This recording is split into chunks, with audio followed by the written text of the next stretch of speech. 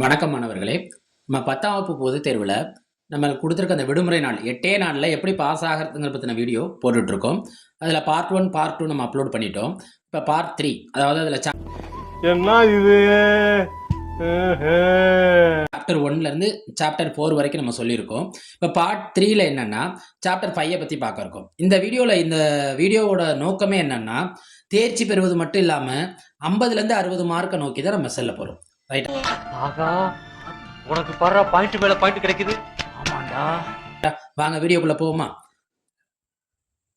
Chapter 5 எடுத்துக்கோங்களேன். ஆயத்தொலை வடிவியல். இந்த ஆயத்தொலை வடிவியலை நம்ம எப்படி எளிமையா மார்க் எடுக்கிறது, கேள்வியிலே எப்படி நம்ம இந்த முந்தைய வீடியோக்கள் 2 வீடியோக்கள்லையும் கேள்வியிலே எப்படி அதுக்கான விடையை கண்டுபிடிக்கிறத பற்றி தான் பார்த்துக்கிட்டு இருக்கோம். கேள்வியே அதுக்கான விடையும் ஒளிஞ்சிருந்துச்சு, அதை கண்டுபிடிச்சு நம்ம காட்டியிருக்கோம். இப்போ அதே வரிசையில் தான் இப்போ பார்க்க போகிறோம். இப்போ 216 பக்கம் எடுத்துக்கோங்களேன். எடுத்துக்காட்டு 5.6. இது திரும்ப திரும்ப பயிற்சி எடுத்துக்கோங்க. இது நாற்கரத்தோட பரப்பை குறிக்கிற கணக்கு. ரைட்டா? நம்ம உங்களோட பள்ளிகள்லையும் சொல்லியிருப்பாங்க ஆசிரியர்களால், நாற்கரத்தின் பரப்பில் இருக்க கணக்குங்கிறது ரொம்ப முக்கியமான கணக்கு. அந்த பரப்புலேருந்து ஏதாவது ஒரு கணக்கு வர்றதுக்கான வாய்ப்பு அதிகம். உறுதியாக சொல்ல முடியாது, வந்தால் வாய்ப்பு அதிகம் நாற்கரத்தின் பரப்புலேருந்து கேட்கறதுக்காக. 218 பக்கம் எடுத்துக்கோங்களேன். அதில் பயிற்சி 5.1ல் இருக்க 6ஆம் கணக்கையும் 5ல் இருக்க 2 கணக்கும், ஒரு 2ஆம் கணக்கு கணக்கு, அந்த 2 கணக்கும், இது 3மே எதை சம்மந்தப்பட்டதுன்னா நாற்கரத்தின் பரப்பு சம்மந்தப்பட்டது. இப்போ பேஜ் நம்பர் 227 எடுத்துக்கோங்களேன். பயிற்சி 5.2ல் 1ல் 2 என்ன கொடுத்துருக்காங்க? 1ல் 2. 227ஆம் பக்கத்தில் 1ல் 2வது கணக்கை போய் பாருங்களேன். எக்ஸ் அச்சுடன் மிகை திசையில் சாய்வு கோணத்தை கொண்ட கோட்டின் சாய்வு என்னன்னு கேட்டிருப்பாங்க. எந்த கணக்கு? 1ல் இருக்க 2ஆம் கணக்கு. அப்போ இந்த 2ஆம் கணக்கு என்ன சொல்றாங்கன்னா பார்த்தீங்கன்னா, அவங்க ஒன்று கொடுத்துருப்பாங்க. 0 டிகிரிக்கு என்ன சாய்வுன்னு கேட்பாங்க. 0 டிகிரிக்கு என்ன சாய்வு? இதில் நம்ம எப்படி எளிமையாக மார்க் எடுக்கலாம்னா, நம்ம என்ன சொன்ன வீடியோவில் கேள்வியிலே அதுக்கான விடை இருக்குன்னு சொன்னோமா. இங்கே 0 டிகிரினா சாய்வும் 0. கேள்வியவே விடையாக மாற்றிருங்களேன். அப்புறம் நம்மளுக்கு இங்கே எத்தனை மார்க் கன்ஃபார்ம் ஆகிட்டு? 1 மார்க் கன்ஃபார்ம் ஆகிட்டு. இதில் 2வது மார்க் எடுக்கணும்னு ஆசைப்பட்டா நம்ம என்ன எழுதிக்கலாம்? m = tan θங்கிற அந்த ஃபார்முலாவே எழுதிக்கலாம். ஒன்றும் தப்பு கிடையாது. ஆனால் நம்மளுக்கு ஃபார்முலா தெரியலை சார் அப்படிங்கிற பட்சத்தில் கேள்வியவே நம்ம விடையாக எழுதிட்டு நம்ம மார்க் எடுத்துகிட்டு போயிடலாம். அடுத்து என்ன சொல்லியிருக்காங்க பாருங்கள். அதே பேஜ் நம்பர் 227ல் பயிற்சி 5.2ல் இருக்க 2வதுல இருக்க கணக்கு. 2வதுல இருக்க கணக்கு என்ன கொடுத்துருக்காங்க? இதே தான். 0வை கொண்ட சாய்வு கோணம் கேட்டிருக்காங்க. 0வை கொண்ட என்ன கேட்டிருக்காங்க? சாய்வு கோணம். 0 டிகிரி கோணமாக இருந்தால் சாய்வு 0, சாய்வு 0வாக இருந்தால் சாய்வு கோணம் என்னவா இருக்கும்? 0 டிகிரி. அதாவது டிகிரி இருந்தால் டிகிரி இல்லாமல் எழுதுங்க, டிகிரி இல்லைன்னா டிகிரியை போட்டு எழுதுங்க. நம்மளுக்கு இங்கே எத்தனை மார்க் கன்ஃபார்ம் ஆயிட்டு? 1 மார்க் கன்ஃபார்ம் ஆயிட்டு. ரொம்ப எளிமை தாங்க. ரைட்டா? அடுத்து பேஜ் நம்பர் 237 எடுங்க. அதில் பயிற்சி 5.3 போய் பார்த்தீங்கன்னா 5.3ல் இருக்க 13வது கேள்வி. 237ல் 5.3ல் இருக்க 13வது கேள்வி என்னது? 3x - 2y - 6 = 0. ரைட்டு, நல்லா தெரிஞ்சுக்கோங்க. இது கேள்வியிலே மறுபடியும் விடை இருக்குன்னு சொன்னா இங்கே என்ன கேட்டிருக்காங்க? எக்ஸ் வெட்டு துண்டுகளையும் ஒய் வெட்டு துண்டுகளையும் கேட்டிருக்காங்க. ரைட், இங்கே என்னன்னா எக்ஸ் வெட்டு துண்டுனா ஒய்யை எழுதிருங்க, ஒய் வெட்டு துண்டுனா எக்ஸ் எழுதிருங்க. இதுதான் ஆன்சர். எக்ஸ் வெட்டு துண்டுனா எக்ஸ் வெட்டு துண்டுன்னு எழுதிக்கோங்க. எக்ஸ் வெட்டு துண்டுனா ஒய்க்கு என்ன நம்பர் போட்டிருக்கோன்னா அவனை எழுதுங்க. ஒய் வெட்டு துண்டுனா எக்ஸுக்கு என்ன நம்பர் முன்னாடி இருக்கோ அதை எழுதிருங்க. ரைட்டா? அடுத்து இதில் நம்ம என்ன செய்வோம்னா, இங்கே யாருக்கு ப்ளஸ் போடணும், யாருக்கு மைனஸ் போடணும். ரைட்டா? அதான் அந்த கணக்கில் இருக்க முக்கியமானது. யாருக்கு ப்ளஸ் போடணும், யாருக்கு மைனஸ் போடணும். கேள்வியிலே பாருங்களேன், இங்கே யாருக்கு மைனஸில் இருக்குது? ஒய்க்கு தானே மைனஸில் இருக்குது. அப்போ ஒயில் வர ஆளுக்கு மைனஸ் போட்டுருங்க. அப்போ இங்கே எத்தனை மார்க் கன்ஃபார்ம் ஆயிடுது? 1 மார்க் கன்ஃபார்ம் ஆயிடுது. சார் இதில் நான் 2 மார்க் எடுக்கணும்னு ஆசைப்படுறேன்னா ஃபார்முலா ஒன்று தாங்க. x/a + y/b = 1ன்னு எழுதிருங்க. அதான் அதோட ஃபார்முலா. ரைட்டா? இங்கே எளிமையாக எடுத்துடலாம். மறுபடியும் சொல்கிறேன். எக்ஸில் இருக்க வெட்டு துண்டுக்கு ஒயில் இருக்க ஆள் எடுத்து எழுதிருங்க. ஒயில் இருக்க வெட்டு துண்டு கேட்டாங்கன்னா எக்ஸில் இருக்க ஆள் எடுத்து எழுதிருங்க. யாருக்கு நான் மைனஸ் போடணுங்கிற குழப்பறப்ப கேள்வியிலே ஒயில் யாருக்கு மைனஸ் போட்டிருக்கு? எக்ஸுக்கா ஒய்க்கா? ஒய்க்கு தான். அப்போ ஆட்டோமேட்டிக்காக ஒய்யோட ஆன்சருக்கு மைனஸ் போட்டுக்கோங்க. இங்கேயே 1 மார்க் நம்ம ஈஸியாக தட்டிடலாம். அடுத்து பேஜ் நம்பர் 240 எடுத்துக்கோங்களேன். உங்கள் புத்தகத்தை கையிலே வச்சுக்கோங்க. நம்ம பல வீடியோக்களில் சொன்ன மாதிரி உங்கள் புத்தகத்தை கையிலே வச்சுக்கோங்க, உங்களுக்கு பயனுள்ளதாக இருக்கும். பேஜ் நம்பர் 240ல் எடுத்துக்காட்டு 5.34. எடுத்துக்காட்டு 5.34ல் போய் மேலே பாருங்களேன். 3x - 7y = 12ன்னு கொடுத்துருப்பாங்க. என்ன கணக்கு கொடுத்துருப்பாங்க? 3x - 7y = 12ன்னு கொடுத்துட்டு ஒரு புள்ளி வழி செல்லுன்னு சொல்லி ஒரு புள்ளியை கொடுத்துருப்பாங்க. என்ன புள்ளி? 6, 4ங்கிற புள்ளி வழி செல்லுது. ரைட்டா? அப்போ இந்த கணக்குக்கான ஆன்சர் நம்ம எப்படி கண்டுபிடிக்கலாம்னா, இது ஒரு பெரிய ஸ்டெப்பாக போயிட்டே இருக்கும். நம்ம என்ன சொன்னோம்? கேள்வியிலே அதுக்கான விடையை தான் நம்ம கண்டுபிடிச்சிட்டு இருக்கோம் இந்த வீடியோக்களில். அப்போ 3x மைனஸ் 7y இந்த ஒரு புள்ளி கொடுத்துருக்காங்களா என்ன புள்ளி 6 4 ரெண்டையும் கூட்டினா என்ன கிடைக்கும்னு சொல்லுங்க 10 ரெண்டையும் நம்ம என்ன செஞ்சோம் கூட்டணும் அப்போ கூட்டல் 10 ஈக்குவல் டு 0 கேள்வியிலே விடை முடிஞ்சு போச்சுங்க ஒரு மார்க் கன்ஃபார்ம் என்ன செஞ்சிருக்கேன் 3x minus 7y equal to அந்த கேள்வியை வாட்ச் பார்த்தீங்கன்னா தெரியும் நேர்கோட்டிற்கு இணையாகவும் இந்த கோட்டிற்கு இணையாகவும் 6,4 என்ற புள்ளி வெளி செல்வதுமானன்னு கொடுத்துருப்பாங்க அந்த 6,4ங்கிற புள்ளியை கூட்டினா நமக்கு என்ன கிடைக்கும் 10 அது ரெண்டே அதை அப்படியே நம்ம என்ன செஞ்சோம் கூட்டணும் அப்போ கூட்டல் 10 போட்டு எழுதிக்கோங்க ஈக்குவல் டு 0 நம்மளுக்கு ஒரு மார்க் கன்ஃபார்ம் ஆயிருது பேஜ் நம்பர் 242ல பயிற்சி 5.4ல இருக்க முதல் கணக்கு 5.4ல இருக்க என்ன கணக்கு முதல் கணக்கு பார்த்தீங்கன்னா முதல்ல இருக்க முதல் கணக்கு பார்த்தீங்கன்னா என்ன கொடுத்துருப்பாங்கன்னா நேர்கோடுகளின் சாய்வை காண்புன்னு கொடுத்துருப்பாங்க 5y minus 3 equal to 0 5y minus 3 equal to 0 இதோட என்ன கேட்பாங்கன்னா சாய்வு கேட்பாங்க இங்க எக்ஸ் இருக்கான்னு பாருங்க இந்த கேள்வியில ஒய் இருக்கு நம்பர் இருக்கு எக்ஸ் இருக்கா இல்ல அப்ப இதோட சாய்வு 0 முடிஞ்சு போச்சு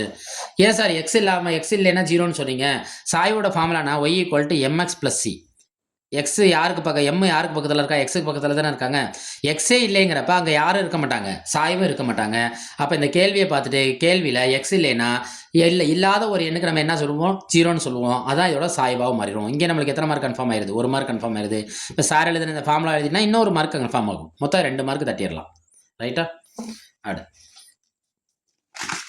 இப்போ நம்ம சாப்டர் 5 முடிச்சிட்டோம் அடுத்து சாப்டர் 6க்கு வருவோம் சாப்டர் 6 என்னது ட்ரிகனாமெட்ரி முக்கோணவியல் எல்லாருக்கும் கொஞ்சம் பிடிச்சும் கொஞ்சம் கசப்பாகவும் தெரிகிற இந்த சாப்டரில் எப்படி எளிமையாக கேள்விக்கான விடைகளை அட்டன் பண்ணலாம் அதாவது ஒரு மார்க் எடுக்கலாம்னா இந்த கேள்விகளில் தான் நிறையா கேள்விகளுக்கு கேள்வியிலே அதுக்கான விடை ஒளிஞ்சிருக்கு இப்போ பேஜ் நம்ம 252 எடுத்துக்கோங்க அதில் எடுத்துக்காட்டு 6.2 பாருங்க எடுத்துக்காட்டு 6.2 எடுத்துக்காட்டு 6.5 போய் பாருங்க 252ஆம் பக்கத்தில் என்ன கொடுத்துருப்பாங்க இந்த கேள்வியில் இப்படி கொடுத்துருப்பாங்க என்ன கொடுத்துருப்பாங்கன்னு பாருங்களேன் இப்படி இந்த மாதிரி ஒரு வடிவம் இருக்கும் sin a divided by 1 plus cos ஏன்னு கொடுத்துருப்பாங்க இது எடுத்துக்காட்டு 6.2 எடுத்துக்காட்டு 6.5ல் என்ன கொடுத்துருப்பாங்கன்னா இந்த மாடல் கொடுத்துருப்பாங்க 1 plus cos theta divided by 1 minus cos தீட்டான்னு இப்படி ஒரு வார்த்தை கொடுத்துருப்பாங்க இதில் நம்ம எப்படி சார் ஒரு மார்க் எடுக்கலாம் இந்த கீழே இருக்க ஆள் யாருன்னு பாருங்க இந்த கேள்வியில் கீழே இருக்க ஆள் அப்படியே எழுதிருங்க காசியே மேலே இங்கே எழுதிட்டு இங்கே ப்ளஸ் இருந்துச்சுன்னா மைனஸை காட்டுங்க இங்கே என்ன இருக்குது மைனஸ் இருக்கா அப்போ என்ன செய்வீங்க 1 plus cos theta divide by 1 minus cos theta இதை கீழே இருக்க குறிக்கு என்ன மாற்றிருக்கீங்க குறியை மாற்றுங்க அப்போ 1 plus cos theta 1 plus cos theta ரெண்டையும் ஒரே குறியாலேயே அப்படியே எழுதிக்கோங்க என்னது குறியை மட்டும் மாற்றிக்கிறீங்க ரைட்டா இது எழுதுனா இந்த மாதிரி கேள்விகளை நம்மளுக்கு எத்தனை மார்க் கன்ஃபார்ம் ஆயிருதுன்னா ஒரு மதிப்பெண் கன்ஃபார்ம் ஆயிருது இதே மாதிரி கணக்கு பயிற்சினே இருக்குது 258ஆம் பக்கத்தில் போய் பார்த்தீங்கன்னா பயிற்சி 6.1ல் இருக்க ரெண்டுல ரெண்டாவது கணக்கை போய் பாருங்க 2ல ரெண்டாவது கணக்கு என்ன கொடுத்துருக்கான் cos theta by 1 plus sine தீட்டான்னு கொடுத்துருப்பான் என்ன கொடுத்துருப்பான் cos theta by 1 plus sine தீட்டான்னு கொடுத்துருப்பான் நம்ம என்ன செய்யணும்னு சொன்னேன் இதே ஆளை தான் எழுதணும் 1 சைன் தீட்டா 1 சைன் தீட்டான்னு எழுதிக்கோங்க இங்கே ப்ளஸ் இருந்தால் மேலே ரெண்டே என்ன போட்டுக்கிறீங்க மைனஸ் போட்டுக்கோங்க இடையில என்ன குறி போடணும்னா பெருக்கல் குறி போட்டுக்கோங்க இவ்வளோதாங்க நம்ம எத்தனை மார்க்கு தட்டலாம் ஒரு மார்க்கு தட்டிடலாம் ரைட்டா அடுத்து அதே பயிற்சியில் இருக்க 3ல் இருக்க முத கணக்கை பாருங்க 3ல் இருக்க முத கணக்கு என்ன கொடுத்துருக்கான் root of 1 plus sine theta by 1 minus sine theta கொடுத்துருப்பாங்க புத்தகத்தை கையில் வச்சுக்கோங்க நண்பர்களே அப்போ 1 மைனஸ் சைன் தீட்டானா அதுக்கு ஆப்போசிட் என்னன்னா 1 பிளஸ் சைன் தீட்டாவால் பிரிக்கிறீங்க ரைட்டு அடுத்து உங்க புத்தகத்திலேயே 259ஆம் பக்கத்தில் இருக்கு கீழே இருக்க கணக்கை போய் பாருங்களேன் ஒரு 2 மார்க்ல ஒரு 1 மார்க்ல கேட்கறதுக்கான வாய்ப்பு இருக்கு ஏற்ற கோணம் மற்றும் இறக்க கோணங்களை எந்த கருவியின் மூலம் கண்டறியலாம் கிளைனோமீட்டர் என்ன கருவி கிளைனோமீட்டர் இல்லைன்னா தியோடலைட் லைனோமீட்டர் இல்லைன்னா என்னது தியோடலைட் அடுத்து 261ஆம் பக்கம் எடுத்துக்கோங்க எடுத்துக்காட்டு 6.19 எடுத்துக்காட்டு 6.19 ஒரு கோபுரம் தரைக்கு செங்குத்தாக 48 மீட்டர் தொலைவில் அப்படின்னு ஒரு கணக்கு இப்படி பெருசா போகும் 48 மீட்டர் ரைட்டா இந்த 48 நான் பிரிக்கிறேன் பெருக்கல் வாய்ப்பால் எப்படி பிரிக்கிறேன்னா 16 3 என்னது 48 விடையை கண்டுபிடிக்கிறதுக்காண்டி சொல்லிட்டு இருக்கேன் ஷார்ட்கட்டு இந்த கோபுரத்தோட உயரம் கேட்டிருப்பாங்க 16 நான் பெருக்கினா 48 வரும் இந்த பெருக்கல் 3 மட்டும் நான் என்ன போட்டுக்கிறேன்னா அப்படியே கவர் பண்ணி ரூட்ல போட்டுக்கிறேன் இதை யாராயிருது கோபுரத்தின் உயரம் கோபுரத்தின் என்னவா மாறிடுது உயரமா மாறிடுது மறுபடியும் சொன்னேன் கேள்வியில 48 இருக்கும் இந்த 48 நான் பிரிக்கிறேன் 48 எப்படி பிரிக்கிறேன் 16 3 48 பிரிக்கிறேன் ஏன் சார் 2ஆவது பல்ல பிரிக்கலாமே ஏன் 3ஆவது பல்ல தான் பிரிக்கணுமானா இந்த சைன் தீட்டா காஸ் தீட்டா பொறுத்த வரைக்கும் எல்லாமே டேன் ஃபார்முலா வச்சு வரதுனாலையும் சைன் வச்சு வரதுனாலையும் ரூட் 3 வர மாதிரியே பிரிச்சிருங்க ரைட்டா அப்போ கோபுரத்தின் உயரம் அடிச்சாச்சு அடுத்து பேஜ் நம்பர் 262 எடுங்களேன் அதுல இருக்க எடுத்துக்காட்டு 6.21 இது ரொம்ப முக்கியமான 5 மார்க் கணக்கு சரியா எடுத்துக்காட்டு 6.21ங்கிறது முக்கியமான 5 மார்க் கணக்கு. இதை திரும்ப திரும்ப பயிற்சி எடுத்துக்கோங்க. எனக்கு பயிற்சி எடுக்க தெரியல சார், இது கஷ்டமா தெரியுது சார் அப்படின்னா 2 கப்பல்களுக்கு இப்படி போட்டுருங்க. ஒரு மலை மாதிரி போட்டு அதை 2ஆ பிரிச்சிருங்க. 2 கப்பல்களோட கலங்கரை விளக்கமா காட்டிருங்க. அடுத்து இந்த கணக்கோட ஆன்சரை போய் பார்த்தீங்கன்னா 54 64, அதாவது 5 4 6 4. தெரிஞ்சா புள்ளி வச்சிருங்க, இல்லையா விட்டுருங்க. பை மீட்டர்னு போட்டுருங்க. இப்போ இந்த படத்துக்கு 1 மார்க் கொடுத்துருவாங்க முக்கோணவியலை பொறுத்த வரைக்கும். இந்த ஆன்சருக்கு 1 மார்க் கொடுத்துருவாங்க. இந்த 5 மார்க்கில் நம்ம எத்தனை மார்க் ஈஸியாக தட்டுறோம்? 2 மார்க் ஈஸியாக தட்டியாச்சுங்க. நம்மளோட நோக்கம் என்னன்னா, நம்ம அடடா கணிதம் சேனலோட நோக்கம் என்னன்னா, கணக்கில் எந்த கொஸ்டினையும் நீங்கள் என்ன செஞ்சிடக்கூடாது, விட்டுட்டு வந்துடக்கூடாது. அதான் அந்த கணக்கோட நோக்கம். எல்லாத்தையும் அட்டன் பண்ணுங்க, முடிஞ்ச அளவு அட்டன் பண்ணிடுங்க. படிடா, ஒழுங்கா படிடா. அடுத்து பேஜ் நம்பர் 265 பக்கம் எடுத்துக்கோங்களேன். அடுத்து அதில் பயிற்சி 6.2ல் மொத கணக்கை போய் பாருங்களேன். பயிற்சி 6.2ல் இருக்க மொத கணக்கு இது. இந்த முக்கோணவியல நிறைய இடத்துல இருக்குங்க. 50√3ன்னு போட்டிருப்பான். ரைட்டா? நல்லா தெரிஞ்சுக்கோங்க. 50√3. இங்கே 48 பிரித்து எழுதுனோமா 16 × 3ன்னு. அப்போ 50√3னா இங்கே பிரித்து இருக்கிறத நம்ம பெருக்கி எழுதிட வேண்டியதாங்க. 50 பெருக்குங்க என்ன கிடைக்கும்? 150. இதாங்க இதுக்கு ஆன்சர். ஒரு நம்பரோட ரூட் வந்துச்சுன்னா 2 பெருக்கிருங்க, அதான் அதோட விடையா மாறிடும் 150. அடுத்து பாருங்க, அதிலேயே இருக்க 2வது கொஸ்டின். அதே பயிற்சியில் இருக்க 2வது கொஸ்டினை எடுத்துக்கோங்க. 2வது கொஸ்டின் என்ன கொடுத்துருக்கான்? 2 கட்டடங்களுக்கு இடைப்பட்ட தொலைவு 70 மீட்டர். அடுத்து 2வது கட்டடத்தின் உச்சியிலிருந்து முதல் கட்டடத்தின் உச்சிக்கு உள்ள இறக்க கோணம் 45 டிகிரி ஆகும். 2வது கட்டடத்தின் உயரம் 120 மீட்டர். 2வது கட்டடத்தோட உயரம் என்ன? 120 மீட்டர். இப்போ முதல் கட்டடத்தோட உயரம் கேட்குறான். நம்மளுக்கு என்ன, இது பெரிய நம்பர், இது என்ன நம்பர்? சின்ன நம்பர். அப்போ இதுலேருந்து இதை கழிச்சிருங்க, அதான் இதோட விடை. அப்போ என்னது? முதல் கட்டடத்தோட உயரம் என்ன? 50 மீட்டர். கேள்வியில் 2 மீட்டர் உள்ள கணக்கு இருக்கு. பெரிய மீட்டர்லேருந்து சின்ன மீட்டரை கழிச்சிங்கன்னா அதான் முதல் கட்டடத்தோட உயரமாக மாறிடும். அடுத்து பேஜ் நம்பர் 269 எடுங்க. அதில் அதே பயிற்சி 6.3ல் 269ல் பயிற்சி 6.3 அதை எடுத்துக்கோங்க. இப்போ நான் சொன்னது ஃபுல்லாகவே 269 265 எடுத்துக்கோங்களேன். மன்னிச்சிருக்க நண்பர்களே.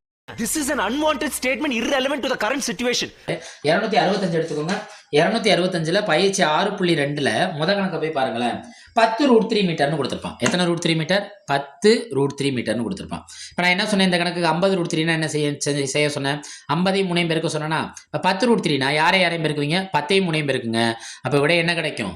30 மீட்டர். விடை என்ன கிடைக்கும்? 30 மீட்டர். நம்ம இங்கே எத்தனை மார்க்கை தட்டிடுறோம்? ஈஸியாக 1 மார்க்கை தட்டிடுறோம். ரைட். இந்த பயிற்சி 6.3 தான் நான் முன்கூட்டியே சொல்லி முடிச்சிட்டேன். ரைட்டா?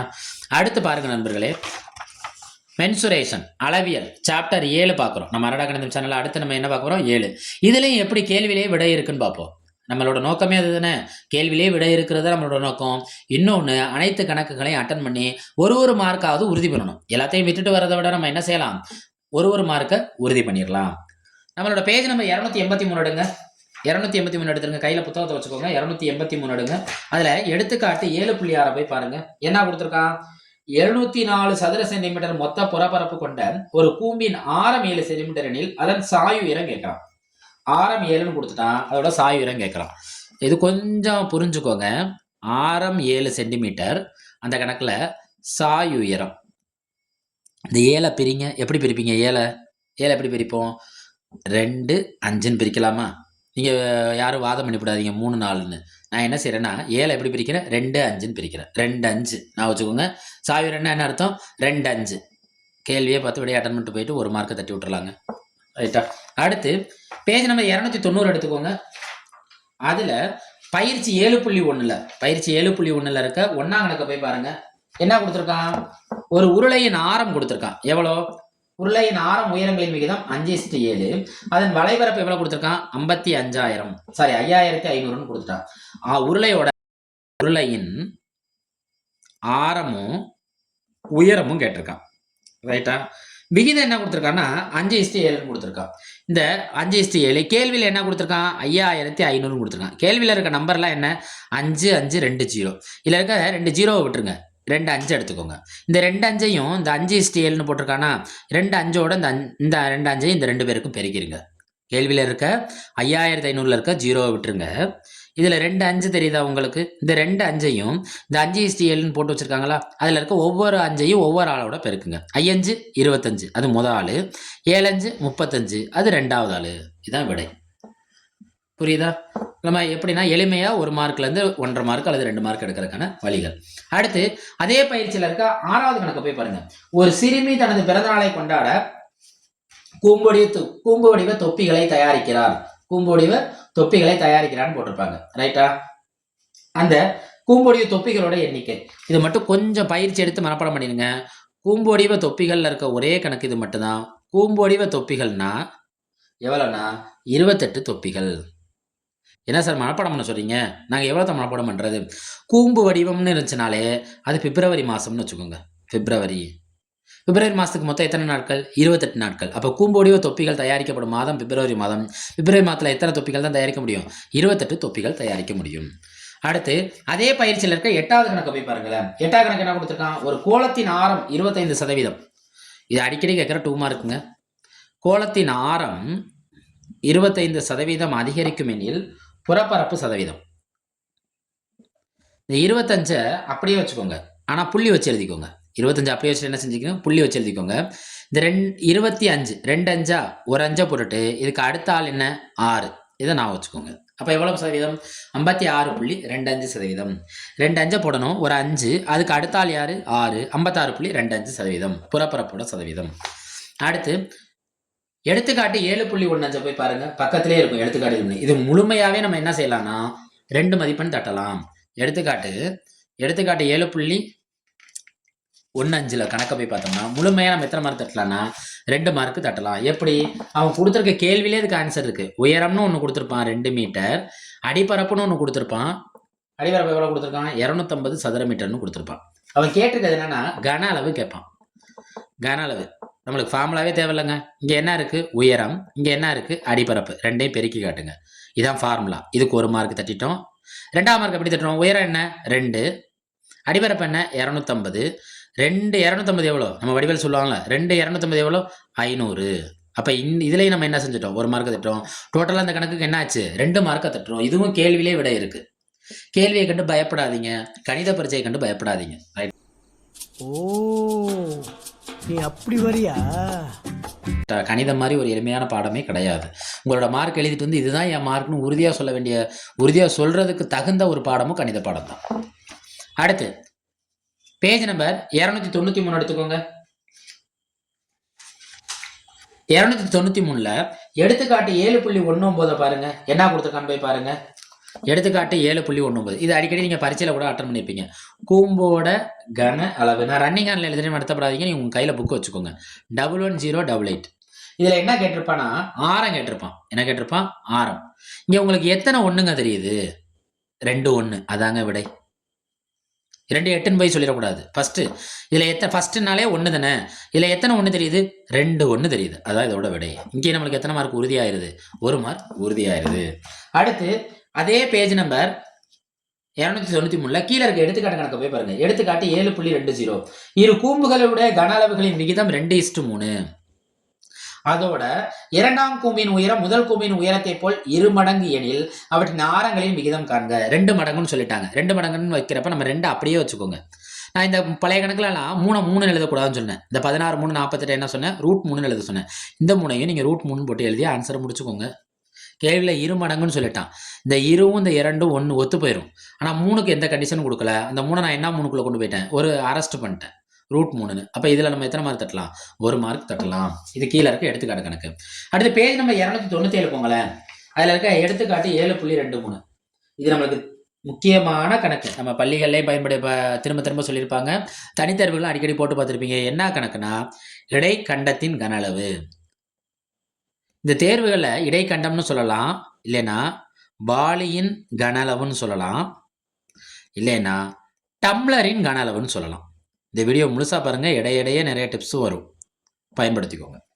இடைக்கண்டத்துக்கு என்னென்ன பேர் வைக்கலாம்? வாளியின் கன அளவுன்னு சொல்லலாம், இல்லைன்னா ஏதோ யாரோட கன அளவுன்னு சொல்லலாம், டம்ளரின் கன அளவுன்னு சொல்லலாம். அடுத்து இதை பயிற்சி எடுத்துக்கோங்க. இந்த கணக்கு முக்கியமான பயிற்சி. 298ஆம் பக்கம் எடுத்துக்கோங்களேன். பயிற்சி 7.2ல 2வது கணக்கும் 7வது கணக்கும். பயிற்சி 7.2ல இருக்க 2ஆம் கணக்கு 7ஆம் கணக்கு. 2ஆம் கணக்கு என்ன கணக்கு? விட்டம் 20 சென்டிமீட்டர் உள்ள ஒரு உருளை வடிவ கண்ணாடி குழாயில் 9 சென்டிமீட்டர் உயரத்துக்கு நீர் உள்ளது. 6 உயரம் 9 உடைய ஒரு சிறிய உலோக உருளை நீரில் முழுமையாக முழும்பொழுது நீரின் உயர்வை காண்க. அது ஒரு உருளையை தூக்கி அந்த டம்ளருக்குள்ள இதுக்குள்ள போடுறாங்க, உருளை வடிவ கண்ணாடி கோலையில போடுறாங்க. அந்த கோலையில போடுறப்ப அந்த நீர் எவ்வளவு உயருதுன்னு கேட்குறாங்க. எந்த அளவு உயருதுன்னு தெரியாது, ஒன்று உயர்ந்திருக்கும் அவ்வளோதான். நம்மளுக்கு அக்யூரேட்டாக அளக்க தெரியாது. அது எவ்வளோ உயர்ந்திருக்கும், கண்டிப்பாக ஒரு அளவாவது உயர்ந்திருக்கும். அதான் 1 சென்டிமீட்டர். இந்த 1 சென்டிமீட்டருக்கு நம்மளுக்கு எத்தனை மார்க் கிடைக்கும், 1 மார்க் உறுதியாகிறது. அடுத்த கொஸ்டின் நம்பர் 7 போய் பாருங்களேன். இரு கோளங்களின் ஆரங்களின் விகிதம் 4:7. முக்கியமான 2 மார்க் கணக்கு, ரைட்டா? அவற்றின் கன அளவுகளின் விகிதம் என்னன்னு கேட்டிருக்காங்க. 2 கோளத்தோட ஆரங்களின் விகிதம் என்னன்னா 4:7. என்ன அளவுகளின் விகிதம் கேட்குறாங்க, கன அளவுகளின் விகிதம், ரைட்டா? நீங்கள் ஒன்றே ஒன்று தான் வச்சுக்கணும். இதுக்கு முன்னாடி என்ன சேர்த்துக்கிறீங்கன்னா 6 சேர்த்துக்கோங்க. அப்போ இங்கே நான் என்ன சார் சேர்த்துக்கிறது, என்ன சேர்த்துக்க சொன்னால் 6 சேர்த்துக்க சொன்னேன்னா இங்கே என்ன சார் நான் சேர்த்துக்கிறதுனா, இந்த 6 பிரிங்க. எப்படி பிரிக்கலாம், சமமாக பிரிங்க. 3 3, இந்த 4 நடுவில் போட்டுருங்க. மறுபடியும் சொல்கிறேன், இதுக்கு முன்னாடி 6 சேர்த்து எழுதிருங்க. இந்த 6 பிரிங்க. 6 எப்படி பிரிக்கலாம், 3 3ன்னு போட்டுருங்க. இந்த 4 பிரிக்க முடியாதா, 4 நடுவில் போட்டுருங்க. அப்போ இதுக்கான விகிதம் என்ன, 64:343. இதுதான் இதுக்கான விடை. அடுத்து பேஜ் நம்பர் 300. பேஜ் நம்பர் 300 எடுத்துக்கோங்க. அதில் இருக்க எடுத்துக்காட்டு 7.26. எடுத்துக்காட்டு 7.26. அருள் தனது குடும்ப விழாவிற்கு அருள் வச்சு வர கணக்கு தான். நம்ம அளவியலை பொறுத்த வரைக்கும் இந்த அளவியல் பகுதியை பொறுத்த வரைக்கும் இந்த பேர் வச்சு வர கணக்குக்கு கொஞ்சம் இம்பார்ட்டன்ட் கொடுங்க. இப்போ அருள்ங்கிற கணக்கு வருது.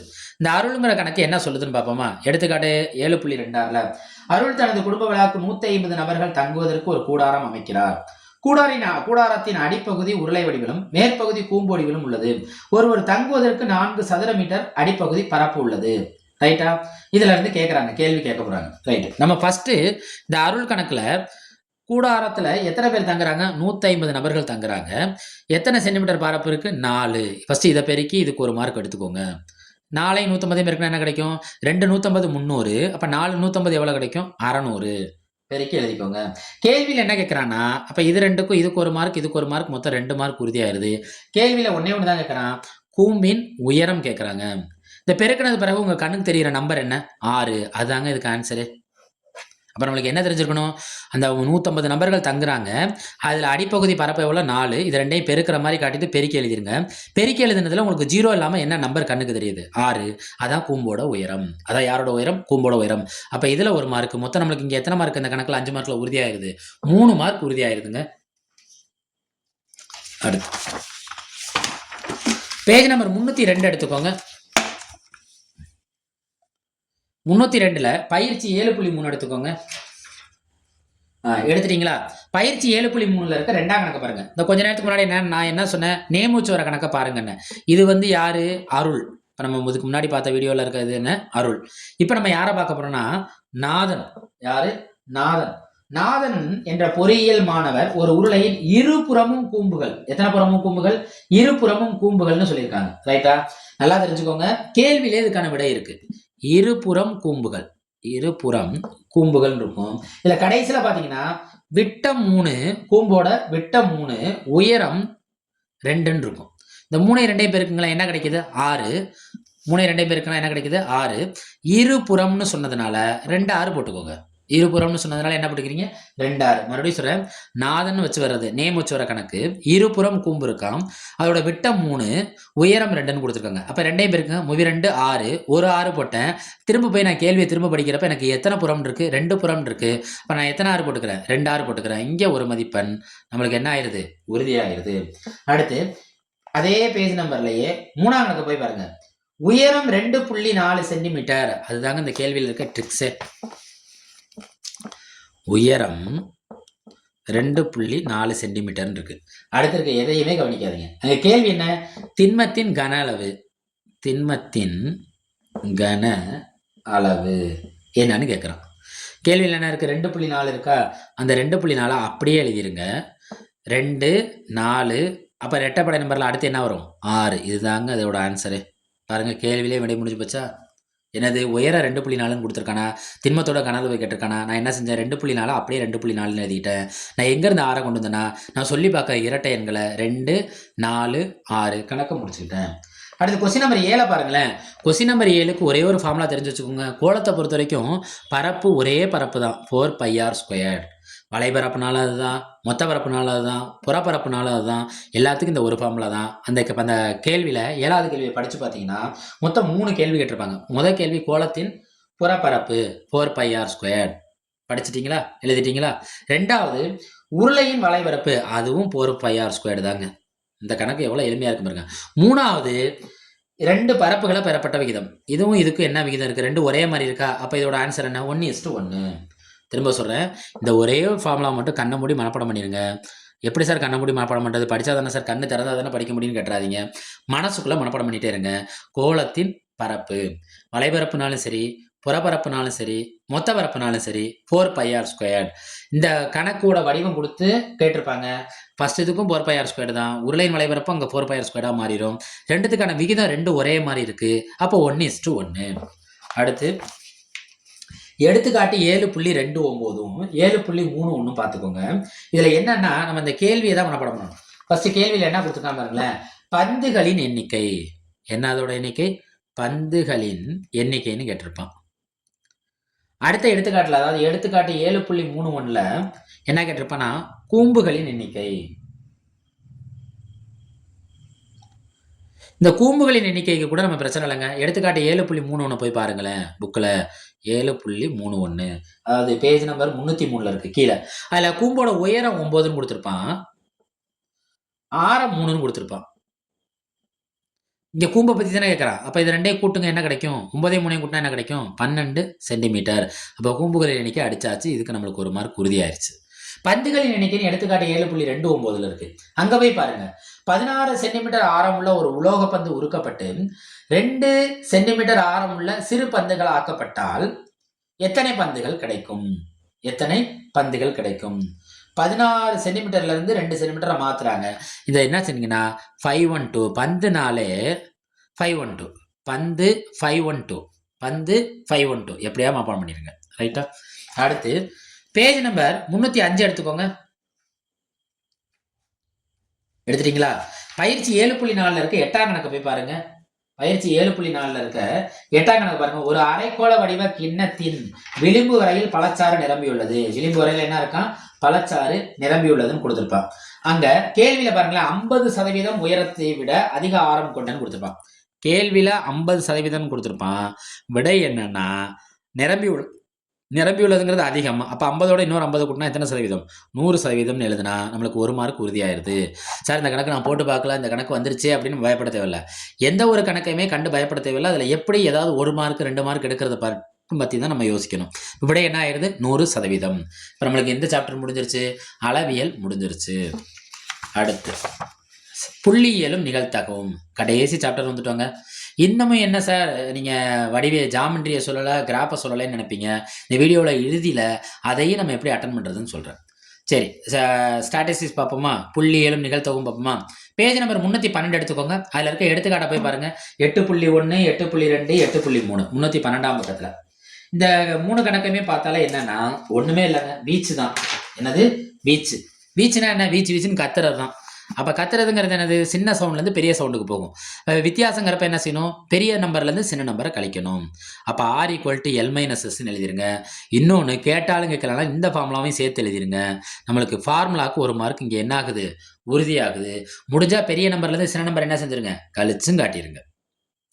1 மார்க்லேருந்து நம்மளுக்கு இன்னொரு மார்க் என்ன ஆயிரும்? கன்ஃபார்ம் ஆயிரும். இது எதை பற்றின கணக்கு? வீச்சு. வீச்சுன்னு கேட்டாலே இது 2 ஃபார்முலாவே எழுதி வச்சுருங்க, ஒன்றும் தப்பு கிடையாது. இல்லை சார் வீச்சுகளில் தானே சார் இதை எழுதணும்னா வாதிடாதீங்க. வீச்சுனாலும் வீச்சுகளுனாலும் இந்த 2 ஃபார்முலா நம்ம என்ன செஞ்சிடணும்? தேர்வு பேப்பரில் கட்டாயம் எழுதியிருக்கணும். உங்களுக்கு 1 மார்க் உறுதி செய்யப்படும். அடுத்து அதே எடுத்துக்காட்டு 3.8.2 போய் பாருங்களேன். வீச்சுனாலே பெரிய நம்பர்லேருந்து சின்ன நம்பர் கழிக்கணுமா? அந்த அட்டவணையை பார்த்தீங்கன்னா முதல் நம்பருக்கு கீழே 0ன்னு கொடுத்துருப்பான். அப்போ அதை எடுக்கவே கூடாது. அப்போ 2வது காலம் என்ன இருக்குது? 18லேருந்து 20. அப்போ 18ங்கிறது சின்ன நம்பர், பெரிய நம்பருங்கிறது 28. அப்போ 28ல் 18 கழிச்சிருங்க, என்ன கிடைக்கும்? 10. அடுத்து பேஜ் நம்பர் 322 எடுங்க. அதில் பயிற்சி 8.1 போங்க. 322ல் பயிற்சி 8.1 போங்க. அதே கணக்கை போய் பாருங்களேன். கணக்கில் இருக்க கணக்கும் 2ஆம் கணக்கும் வீச்சுக்கள் தான். அதில் இருக்க 2ஆம் கணக்கை போய் பாருங்க, அதுவும் வீச்சுக்கள் தான். 3ஆம் கணக்கை போய் பாருங்க, அதுவும் வீச்சுக்கள் தான். இந்த 3 கணக்குக்கும், அதாவது 1.1ல் 1, 2 2 3 இந்த 3 கணக்குலையும் இந்த ஃபார்முலா எழுதிருங்க. என்ன ஃபார்முலா? L மைனஸ் எஸ் எழுதிருங்க. இன்னொன்று L minus S by L plus S எழுதிருங்க. நம்மளுக்கு எத்தனை மார்க் கன்ஃபார்ம் ஆயிருது? ஒரு மதிப்பெண் கன்ஃபார்ம் ஆயிருது. அடுத்து அந்த பயிற்சியில் இருக்க 4ஆம் கணக்கை போய் பாருங்களேன். ஒரு ஆசிரியர் மாணவர்களை அவர்களின் செய்முறை பதிவேட்டின் 60 பக்கங்கள் நிரப்பி வருமாறு கூறினார். செய்முறை பதிவேடுன்னு வந்துட்டாலே, அதாவது மார்க் போடுற கணக்கு வந்துட்டாலே மார்க் எப்படி போடுவாங்க? சில பேர் 2 மார்க் போடுவாங்க, சில பேர் 3 மார்க் போடுவாங்க, சில பேர் 4 மார்க் போடுவாங்க. அதான் விடை. திட்ட விளக்கம். திட்ட விளக்கம் என்னன்னு போய் பாருங்க. 2 3 4 எதுக்கு? செய்முறை கணக்குக்கு. செய்முறை கணக்குக்கு திட்ட விளக்கம் என்ன? 2 3 4. மறுபடியும் சொல்லுங்க. 2 3 4 இடையில புள்ளி வச்சுக்கோங்க. ஆசிரியர் செய்முறை கணக்கு. 6வது கணக்கை போய் பாருங்க. ஒரு சுவர் கடிகாரம் 1 மணிக்கு 1 முறையும் 2 மணிக்கு 2 முறையும் 3 மணிக்கு 3 முறை இப்படி ஒவ்வொன்றும் டபுளா ஒலிக்குதுன்னா எந்த 2 நம்பரை திருப்பி போட்டா ஒரே மாதிரியே இருக்கும்? ஒரு நம்பரை திருப்பி போட்டா இன்னொரு நம்பர் கிடைச்சிரும். பாப்போமா? அது எந்த நம்பர்? கணக்கை பொறுத்த வரைக்கும் 6 தான். 6 திருப்பி போட்டா என்ன கிடைக்கும்? 9. அப்ப இதுதான் அதோட என்னது? திட்ட விளக்கம். எதுக்கு? கடிகார கணக்குக்கு. கடிகாரத்துல 6 9 பார்க்க எப்படி இருக்கும்? ஒன்றுக்கொன்று எதிரெதிர் மாதிரி தெரியும். 6.9 கடிகார கணக்குக்கு இது. செய்முறை கணக்கு திட்ட விளக்கம் என்ன? 2 3 4. 7ஆம் கணக்கு அடிக்கடி கேட்கிற கணக்கு. முதல் 21 இயலெண்களின் திட்ட விளக்கம். 21 இயலெண்களோட என்ன விளக்கம்? திட்ட விளக்கம். இதுக்கு திட்ட விளக்கம் என்னன்னா 6.05. 6.05 மறந்துடாதீங்க. இயலெண்களோட திட்ட விளக்கம். இந்த மாதிரி கணக்குலலாம் நம்ம எதுக்காண்டி போராடுறோம்னா 1 மார்க்குக்காக போராடுறோம். ரைட்டா? அடுத்து 4 முடிஞ்சாச்சு. 6 முடிஞ்சு. 7ஆம் கணக்கு போய் பாருங்க. 7ஆம் கணக்கும் இப்போ சொல்லியாச்சு. 8ஆம் கணக்கு போய் பாருங்களேன். 8ஆம் கணக்கு கேள்வியே அதுக்கு பதிலாக இருக்கும். எந்த ஒரு திட்ட விளக்கத்திலையும் கூட்டினாலோ அல்லது கழித்தாலோ மதிப்பு மாறாது. மதிப்பு என்ன செய்யாது? மாறாது. பாருங்க, ஒரு தரவின் திட்ட விளக்கம் 4.5. அது இருக்கும் தரவு புள்ளி ஒவ்வொன்றிலும் 5ஐ கழிக்க கிடைக்கும் புதிய தரவின் திட்ட விளக்கம். நான் என்ன சொன்னேன்? திட்ட விளக்கத்தில் கூட்டினாலும் சரி கழித்தாலும் சரி மதிப்பு என்ன செய்யாது? மாறாது. இப்போ பழைய திட்ட விளக்கம் என்ன? இது பழைய திட்ட விளக்கம் 4.5. அப்போ புதிய திட்ட விளக்கமும் என்னவா தான் இருக்கும்? 4.5. இதை எழுதினாலே 2 மார்க்குங்க. பாருங்க, கேள்வியவே திரும்ப எழுதி வைக்கிறோம். ஆனால் பேர் என்ன எழுதி வைக்கிறோம்? புதிய திட்ட விளக்கம்னு ஒரு பேரை மட்டும் தான் மாற்றுறோம். இன்னொன்று என்ன எழுதுறோம்? கூட்டினாலோ கழித்தாலோ என்ன செய்யாது? மதிப்பு மாறாது. அப்போ புதிய திட்ட விளக்கம் கிடச்சிரும். அடுத்து பேஜ் நம்பர் 326 எடுங்க. எடுத்துட்டீங்களா? பேஜ் நம்பர் 326ல பயிற்சி 8.2ல இருக்கு 8வது கணக்கு போய் பாருங்க. 8வது கணக்குல நம்ம ஒன்று தான் செய்ய போறோங்க, வேற ஒண்ணுமே கிடையாது. அதுல என்ன கேள்வி கேட்டிருக்காம பாருங்க. கடைசியா இந்த 3 பாடங்களில் இப்போ 7ஆம் கணக்குங்க. பயிற்சியில 7ஆம் கணக்கு போய் பாருங்க. சத்யா வித்யா. யாரு? சத்யா வித்யான்னு கொடுத்துருப்பான். வித்யா தான் வெற்றியாளர். வித்யா வெற்றி. இதை எழுதினாலே நம்மளுக்கு 1 மார்க் கிடைச்சிரும். யாரோட நிலைத்தன்மை மிகுந்ததுன்னு கேட்பான். வித்யா வெற்றி. யாரு? வித்யா வெற்றின்னு எழுதிருங்க. எந்த கணக்கு? 7ஆம் கணக்கு. 8ஆம் கணக்கு இல்ல, 7ஆம் கணக்கு. அடுத்து பேஜ் நம்பர் 330 எடுங்க. எடுத்துட்டீங்களா? இந்த பேஜ் நம்பர் 330ல எடுத்துக்காட்டு 8.18 போய் பாருங்க. 8.18ல என்ன கொடுத்துருக்கான்? ஒரு பையில் 5 நீல நிற பந்துகளும் 4 பச்சை நிற பந்துகளும் உள்ளன. இந்த பையில பந்து இருக்கு அப்படின்னு சொன்னாலே அது என்ன கணக்குனா? பந்து கணக்கு. ஃபர்ஸ்ட் ஸ்டெப்பு எல்லாத்தையும் கூட்டி எழுதிருங்க. என்ன பஸ்? எத்தனை பந்து? 5 நீலம் 4 பச்சை. அப்ப கூட்டினா எத்தனை பந்து? 9 பந்துகள். ரைட்டா? கேள்வியில் என்ன கேட்கறான்? நீளமாக இருக்கணும். நீளம் என்ன? 5. அப்ப 5/9 முதல் ஆன்சர். 2வது கேள்வி என்ன? நீளமாக இல்லாமல். நீளமா இல்லைன்னா அப்ப என்னவா இருப்பான்? பச்சையா இருப்பான். 4/9. அப்ப முடிஞ்சு போச்சு. கேள்வியே அதுக்கான விடைங்க. நம்ம ஃபர்ஸ்ட் ஸ்டெப் என்ன கண்டுபிடிக்கணும்?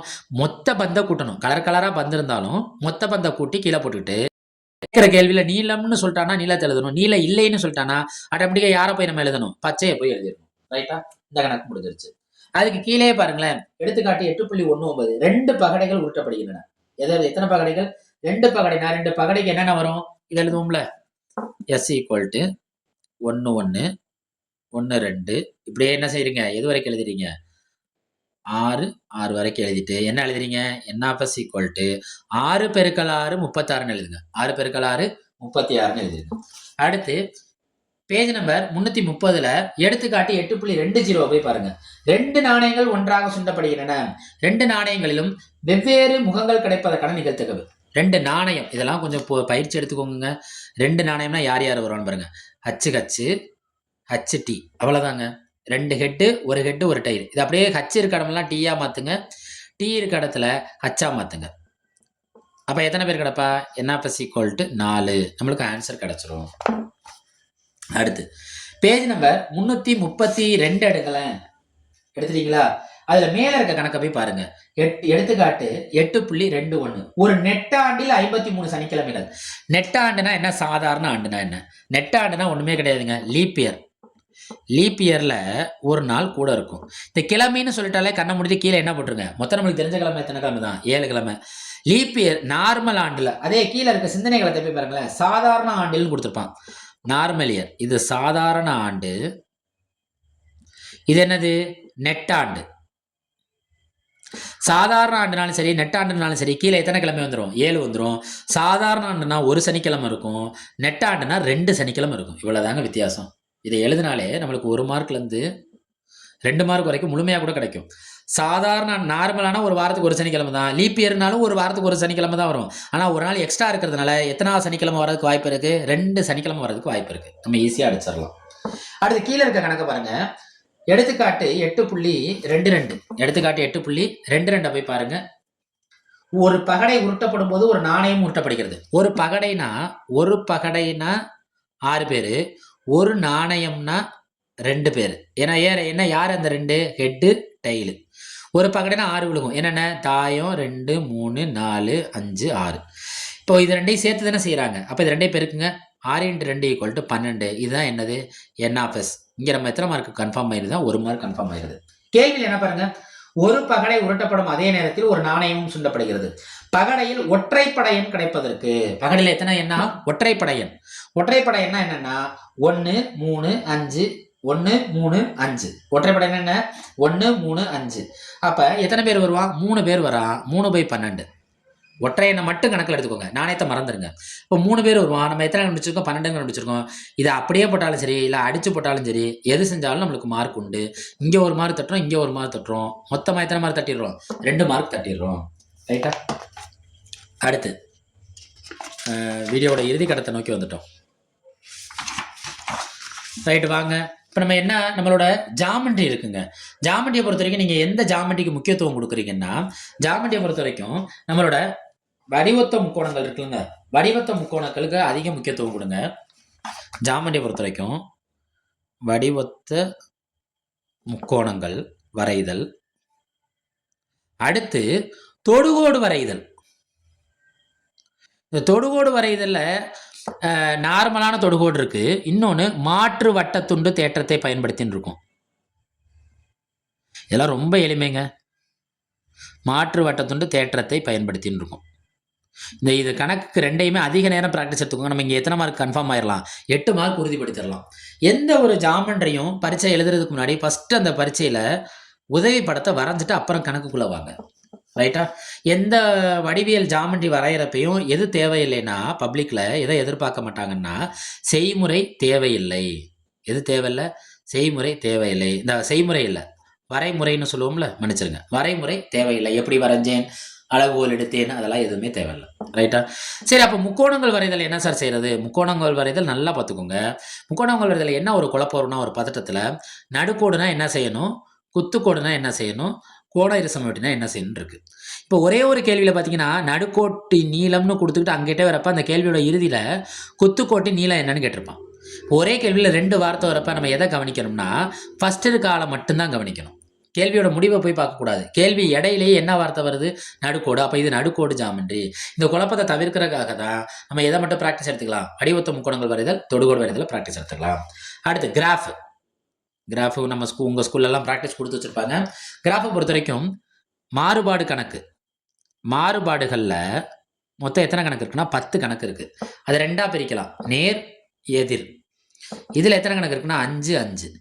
இந்த மாறுபாடுகளை இன்னொன்று பிரிக்கலாம், அட்டவணை, அட்டவணை இல்லாதது. இந்த அட்டவணை உள்ளதில் எத்தனை கணக்கு இருக்குன்னா 5 இருக்கு. அட்டவணை இல்லாததில் எத்தனை கணக்கு இருக்குன்னா 5 இருக்கு. இந்த அட்டவணை இல்லாததில் ஒரு கணக்கு நம்மளுக்கு பெரிய ப்ளஸ் என்னன்னா, நிசாந்த் மணிக்கு 12 கிலோமீட்டர். நிசாந்த் மணிக்கு 12ன்னு ஒரு கணக்கு இருக்கும். இந்த கேள்வியை பெரிய கேள்வியாக போகும். இந்த பெரிய கேள்விக்குள்ளே இதுக்கான அட்டவணைக்கான அத்தனை நம்பரும் வந்துடும். சரி சார், ஒரு தேர்வுகளில் நான் கிராஃபில் எத்தனை புள்ளிகள் குறிக்கணும்? குறைந்தது 5 புள்ளிகளாவது குறித்து காட்டணும்.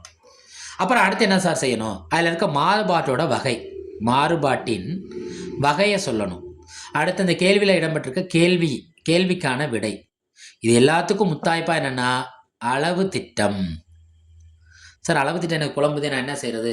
எல்லா அளவு திட்டமும், எல்லா கணக்குக்கான அளவு திட்டமும் இதுதான். எக்ஸ் அச்சு 1 சென்டிமீட்டர் ஈக்குவல் டு ஒய் அச்சு 1 சென்டிமீட்டர் ஈக்குவல் டு, இங்கே எழுதுறது மட்டும்தான் மாறும்.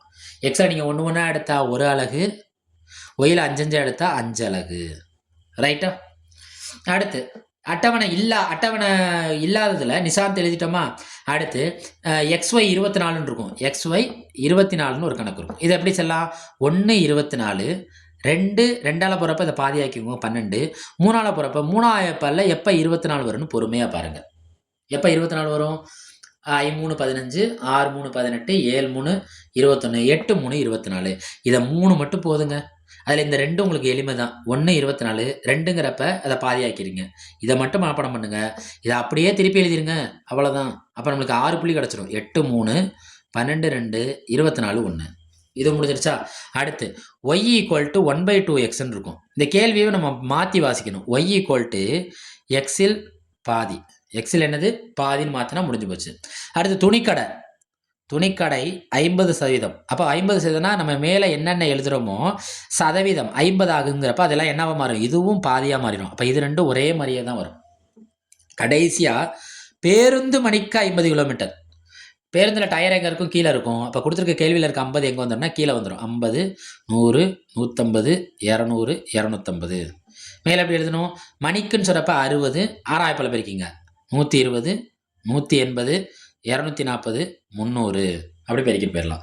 நம்ம என்றைக்குமே கிராஃபில் தப்பு பண்ணிடாதீங்க சார். சப்போஸ் கிராஃபில் இப்படி கேட்டுட்டான் சார், வர கிராஃபில் வந்து இருபடி சம்பாடு x² + 5x - 20 = 0ன்னு வரைபடம் வரைகன்னு கேட்டான் சார். ஐயோ, நான் படிக்கவே இல்லையே, மாறுபாடு வரும் தானே எங்கள் ஸ்கூல்லையும் சொல்லி கொடுத்தாங்க, நானும் அதில் தானே ப்ராக்டிஸ் பண்ணியிருக்கேன். நான் என்ன செய்யறதுன்னா, நம்மளோட இந்த சேனலோட நோக்கம் அல்லது இந்த சேனலில் போட்டுருக்க இந்த ஈஸியாக பாஸ் ஆகிறதோட நோக்கம் என்ன? இந்த ஜாமெண்ட்ரியோ கிராஃப்லையும் அல்லது கணக்குகளையும் எப்படியாவது மார்க் எடுக்கணும். அப்போ இதில் எப்படி மார்க் எடுக்கிறது? ஒன்றுமே வேணாம்.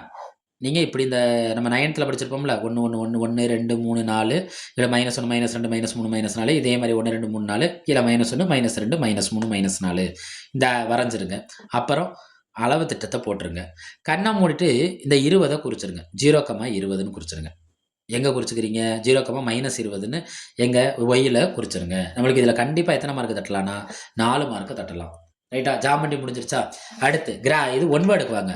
ஒரு மதிப்பெண் வினாக்களை பொறுத்த வரைக்கும் நம்ம 8 மார்க்கு கன்ஃபார்மாக தட்டலாங்க. நம்ம திரும்ப படித்து நம்ம 8 மார்க் தட்டலாம். ஆனால் புக்கில் இருந்து எத்தனை மார்க் கேட்பானா? 12 மதிப்பெண்ணு கேட்குறான். பாக்கி இருக்க 2 மதிப்பெண் எங்கேருந்து கேட்குறான்னா, மணற்கேணின்னு தமிழக அரசின் பள்ளிக்கல்வித்துறையால் உருவாக்கப்பட்டதில் இருக்குது. மணற்கேணி ஆப்பில் இருக்க 1 வேர்டை படித்தாலே பாக்கி இருக்க 2 மார்க்கை நம்ம தட்டிடலாம். சும்மா அதை ப்ராக்டிஸ் பண்ணிகிட்டே இருந்தீங்கன்னா போதும். செல்லில் மணற்கேணின்னு நம்ம டவுன்லோட் பண்ணி வச்சுக்கிட்டு அதில் வகுப்பில் போய் 10th கிளிக் பண்ணிவிட்டு பாடத்தில் கணிதத்தை டிக் பண்ணிங்கன்னா ஒவ்வொரு சாப்டருக்கும் 1 வேர்டு அதை நம்ம திரும்ப போட்டு பார்த்து தட்டலாம். ஆனால் குறைச்சலாம் 8 மார்க் எடுக்கலாம். எப்படி 8 மார்க் எடுக்கலாம்?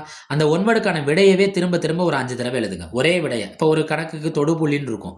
தொடுபுள்ளி தொடுபுள்ளி தொடுபுள்ளி தொடுபுள்ளி தொடுபுள்ளி சொல்லிக்கிட்டே எழுதுங்க.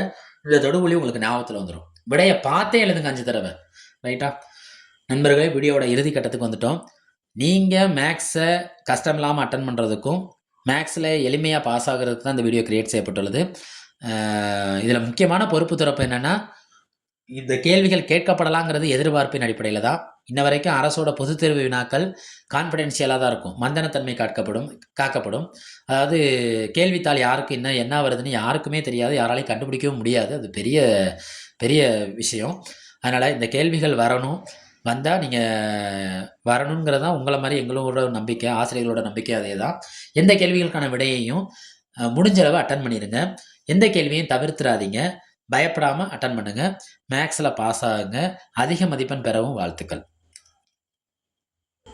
இந்த வீடியோவோட இறுதியில் இது சார்ந்த ஒரு சில கேள்விகளை நான் கேட்க இருக்கேன். அதுக்கு உங்களோட பதிலையும் கமெண்ட் பண்ணுங்கள். உங்கள் ஃப்ரெண்ட்ஸுக்கு ஷேர் பண்ணுங்கள். நம்மளோட பொதுத் தேர்வில் வெற்றி பெற மனமார்ந்த வாழ்த்துக்கள். மீண்டும் நம்ம அடா கணிதம் சார்பாக நன்றி. நன்றி நன்றி நன்றி.